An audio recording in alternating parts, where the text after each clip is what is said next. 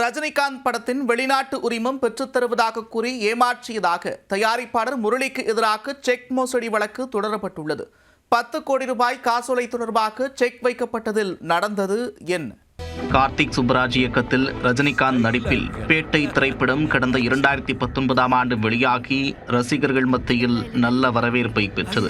இதேபோன்று காஞ்சனா 3 படத்திற்கும் பெரிய வரவேற்பு கிடைத்தது. இவ்விரு படங்களின் வெளிநாட்டு உரிமத்தை பெற்றுத் தருவதாக கூறிதான் முரளி மோசடி செய்திருப்பதாக குற்றம் சாட்டப்பட்டுள்ளது. வழக்கின் பொன்னணி என்ன?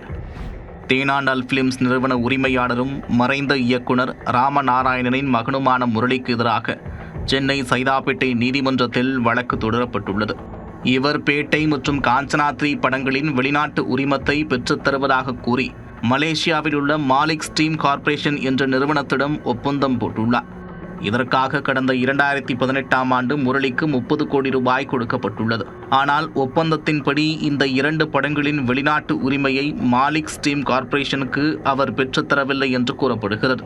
இதனையடுத்து 15 கோடி ரூபாயை மட்டும் மலேசிய நிறுவனத்திற்கு முரளி திரும்ப அளித்துள்ளார்.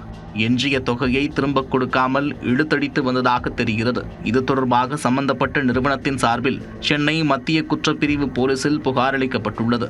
புகாரின் பேரில் ஏற்கனவே முரளி மீது வழக்கு பதிவு செய்யப்பட்டுள்ளது. இதனைத் தொடர்ந்து 10 கோடி ரூபாய்க்கான காசோலையை மலேசிய நிறுவனத்திற்கு முரளி கொடுத்திருக்கிறார். அந்த காசோலையும் வங்கியில் பணம் இல்லாத காரணத்தால் திரும்ப வந்துள்ளது.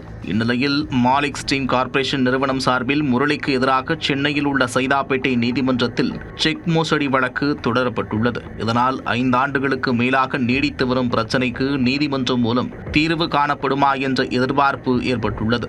பிரபல தயாரிப்பாளரான முரளிக்கு எதிராக செக் மோசடி வழக்கு தொடரப்பட்டிருப்பதால் தமிழ் சினிமா வட்டாரத்தில் பெரும் பரபரப்பு ஏற்பட்டுள்ளது.